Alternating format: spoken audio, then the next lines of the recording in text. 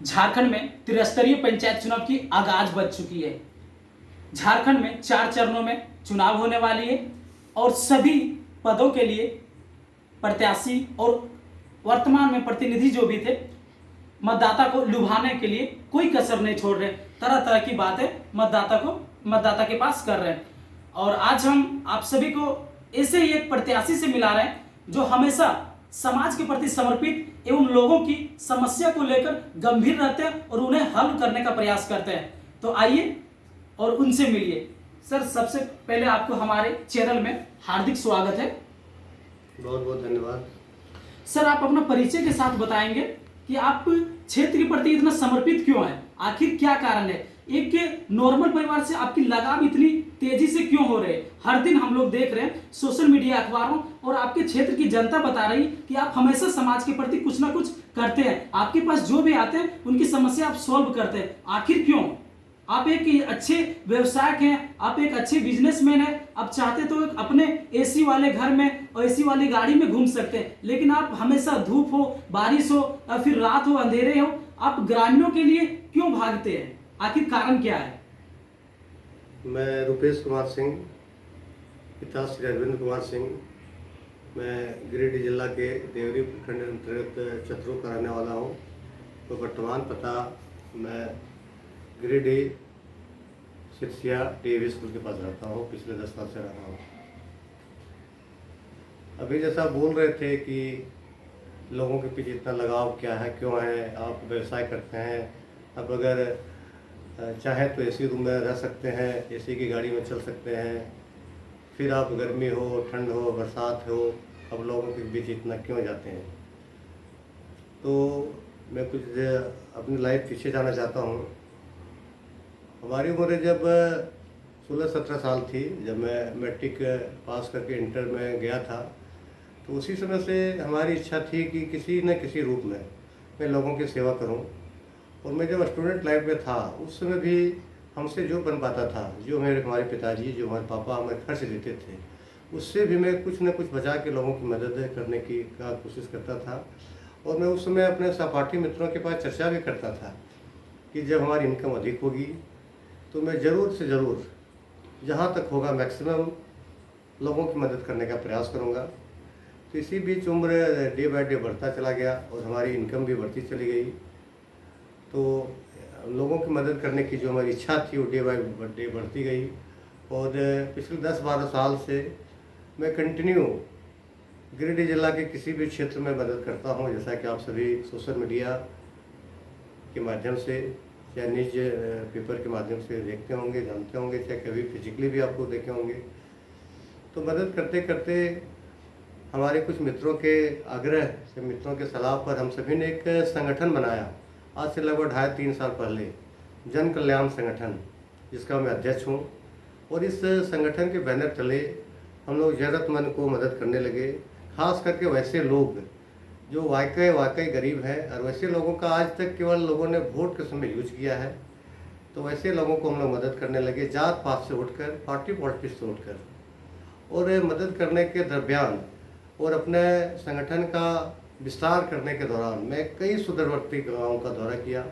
और गाँवों का दौरा करने के क्रम में मैंने महसूस किया, मैंने अपने आंखों से देखा कि आज भी लोगों की समस्याएं, क्षेत्र में लोगों की समस्याओं का अंबार लगा हुआ है। मैंने देखा कि कई ऐसी महिलाएं हमें मिली जिनको विधवा पेंशन मिलना चाहिए था, वृद्धा पेंशन मिलना चाहिए था, लेकिन बिचौलियों के कारण उनको नहीं मिला। मिल गया वैसे लोग जो कुछ न कुछ पैसा दे के अपना बनवा लिए, और ऐसे जो ओरिजिनल में जिनको मिलना चाहिए था उनको नहीं मिला। आवास में भी मैंने ये देखा कि प्रधानमंत्री आवास जो मिलता है वैसे लोगों को मिला जिनको नहीं मिलना चाहिए था, क्योंकि जिनको मिलना चाहिए था उनको लोगों ने 5,000, 10,000, 15,000 घूस मांगा, जो देने में लोग सक्षम नहीं थे, नहीं बन पाया। यही स्थिति चापाकल के साथ मैंने देखा कि चापाकल भी वैसे लोगों को मिलनी चाहिए थी जिनको ज़रूरत था, लेकिन पैसा देने में सक्षम नहीं थे, इसलिए उनका नहीं बना। इस तरह कई समस्याएं मैंने देखा। तो मैंने देखा और महसूस किया कि अगर ये सब समस्याओं का समाधान करना है तो संगठन के माध्यम से सब कुछ संभव नहीं हो पाएगा। तो हम लोगों ने संगठन में कई बार मीटिंग में चर्चा किया और धीरे धीरे क्षेत्र से भी लोगों की आवाज़ आने लगी कि भैया आप कुछ नहीं है तो आप लोगों की सेवा कर रहे हैं, मदद कर रहे हैं, तो आप जैसे लोगों को चुनाव राजनीतिक में आना चाहिए, चुनाव लड़ना चाहिए। कई लोग तो ऐसा भी बोले कि आप MP MLA का चुनाव लड़िए और हम लोग आपके साथ हैं। संगठन ने भी निर्णय लिया कि नहीं, चुनाव लड़ना चाहिए। और आज से लगभग साल भर पहले जब चुनाव होने की संभावना थी, उसी समय संगठन के सभी लोगों ने निर्णय लिया कि जन कल्याण संगठन इस बार देवरी पूर्वी भाग से चुनाव लड़ेगी और जिला परिषद का चुनाव लड़ेगी, और उस चुनाव में मैं देवरी पूर्वी भाग का प्रत्याशी रहूँगा। और आपके माध्यम से मैं लोगों को बताना चाहता हूँ कि आप जो भी मेरा कार्य देख रहे हैं, ऐसा नहीं कि चुनाव में मैं भी भगवान न करे वैसा हो, हार भी जाऊँ चाहे जीतूँ, मैं लोगों के दुख सुख में 24 आवर खड़ा रहूँगा। हमारी स्टेटमेंट, हमारा ये वीडियो अगर आप सभी के पास पहुँचे, चाहे देखें, तो इसको आप रिकॉर्ड करके रखिएगा कि मैं ये बात गलत बोल रहा हूँ कि सही बात बोल रहा हूँ। साथ ही साथ गरीब गुरबा जनता के साथ साथ वैसे जनता जिसको आज तक लोगों ने ठगा है, अपने आप दिल से पूछिएगा कि जब जब क्षेत्र में लोगों को ज़रूरत पड़ा तो सबसे पहले कौन संगठन या कौन व्यक्ति खड़ा रहा। चाहे वो कोरोना काल हो, चाहे किसी के यहाँ पैर टूट गया हो, किसी का हाथ टूट गया हो, चाहे किसी बच्ची की शादी की मदद हो, चाहे कोई बीमारी से ग्रसित हो, जब जब जरूरत पड़ा मैं और मेरा संगठन खड़ा रहा। तो आप सब खुद निर्णय लें आने वाले चुनाव में कि आपके लिए बेहतर विकल्प मैं हूँ कि कोई और है। अपने दिल से आप पूछें, एक बार नहीं अनेकों बार आप अपने दिल से पूछें कि अगर आपको ये जवाब मिलता है, आवाज़ मिलेगा कि हमसे कोई बेहतर विकल्प आपके पास है, तो मुझे कोई दिक्कत नहीं है, आप उन्हें ही चुनें। मैं अपने आप को यही करके संभाल लूँगा कि जनता जो चाहती है, जनता जो चाह रही है, मैं उसकी उम्मीदों पर अभी खड़ा नहीं उतर पाया हूँ। मैं अपने प्रयास जारी रखूँगा। जिस दिन आप सभी को लगेगा कि मैं उस लायक हो गया हूँ, मुझे पूर्ण विश्वास है कि आप मुझे ढूंढते हुए आएंगे, हमें फ़ोन करेंगे कि भैया आपके जैसा नेता हमें चाहिए। सर, अगर आपको आपके क्षेत्र के ग्रामीण मतदाता आपको यदि चुनते हैं और आप एक प्रत्याशी बनते हैं, तो आप सबसे पहले अपने क्षेत्र के लिए क्या करना चाहेंगे? सबसे पहले हमारी इच्छा है कि मैं देवरी पूर्वी भाग की जनता के लिए एक एम्बुलेंस, जो हमारी बहुत दिन से एक इच्छा थी, क्योंकि मैंने देखा, बहुत आप सभी ने भी देखा कि ढंग का व्यवस्था नहीं रहने के कारण कई लोगों का डेथ रास्ते में हो जाती है। तो मैं गरीब गुरबा जनता के लिए विशेषकर एक एम्बुलेंस की व्यवस्था करूंगा, जहां पर लोगों को केवल अपना पेट्रोल का एक्सपेंस जो भी होता है पे करें और अपना ट्रीटमेंट करें। साथ ही साथ ये भी मैं आप सभी को बताना चाहता हूँ कि मैं पूरा ग्रिड ही नहीं, किसी भी क्षेत्र में, देवरी अपना क्षेत्र जो मैं चुनाव लड़ रहा हूँ वैसा कोई जरूरी नहीं कि वही क्षेत्र, पूरा ग्रिड ही के अलावा कोई भी क्षेत्र, जैसा कि आप सभी को पता है कि मैं दवा का व्यवसाय करता हूँ, तो मैंने पहले भी बोला है, मैं अभी भी बोल रहा हूँ, कैल्शियम, आयरन, विटामिन, गैस का दवा अगर किसी को भी ज़रूरत पड़े, किसी भी क्षेत्र को, किसी भी क्षेत्र के लोगों का, तो मैं 24 आवर और सालों भर लोगों को मदद करूँगा। साथ ही साथ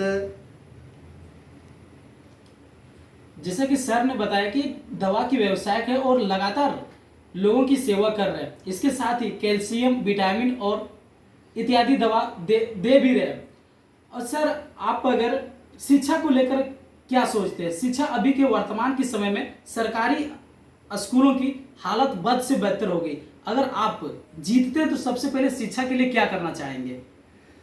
मैं अगर जीतता हूँ, लोग मुझे आशीर्वाद देकर जिताते हैं, तो मेरा प्रयास शिक्षा के क्षेत्र में जो रहेगा, मैंने ऐसा महसूस किया, शायद आप सभी भी महसूस करेंगे कि मैं बहुत से ऐसे लोगों को मैं देख की बातों को सुनता हूँ, तो अगर अपने आप को कहता, अपने बच्चे के बारे में पढ़ाई के बारे में चर्चा जब करते हैं, तो वो कहने से कतराते हैं कि मेरा बच्चा सरकारी स्कूल में पढ़ता है। उनके दिमाग में ऐसा एक बैठ गया है कि सरकारी स्कूल में गरीब स्कूल के बच्चे, गरीब परिवार के बच्चे पढ़ते हैं।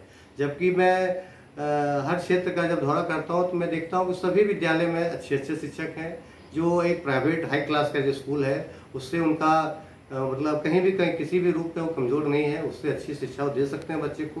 बट लोगों की मानसिकता जो बन गई है, उसके लिए मैं सभी अभिभावक के साथ साथ बच्चे को मैं सबसे पहले जागरूक करना चाहूँगा कि आप स्कूल जो अपने बच्चे को हर जगह, हर सभी लोग जो प्राइवेट में ही पढ़ाने का प्रयास करते हैं, जो प्राइवेट स्कूल में ही पढ़ाने में गौरवान्वित महसूस करते हैं, इस धारणा से बाहर निकलें। आप सरकारी स्कूल में भी भेजें, वहाँ भी अच्छे शिक्षक हैं, वहाँ भी सारी व्यवस्थाएं हैं।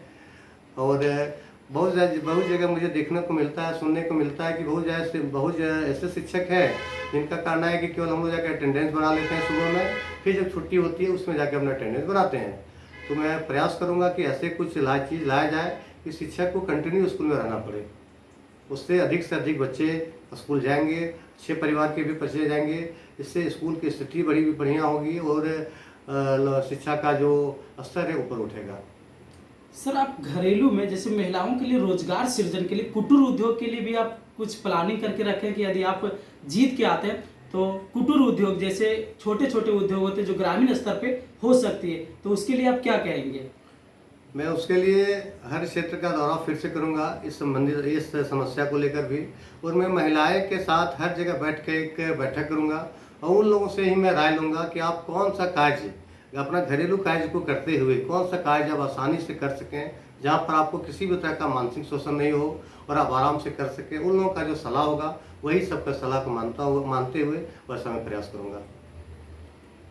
जी धन्यवाद। आप सभी देख रहे थे समाज सेवी सज्जन कल्याण संगठन के अध्यक्ष रुपेश कुमार सिंह की बात सुन रहे थे और उनके समाज में कैसे आए और उसके राजनीति की कैरियर की सारी जानकारी उसके जवानी आप लोगों ने सुने। बने रहिए हमारे चैनल के साथ। धन्यवाद।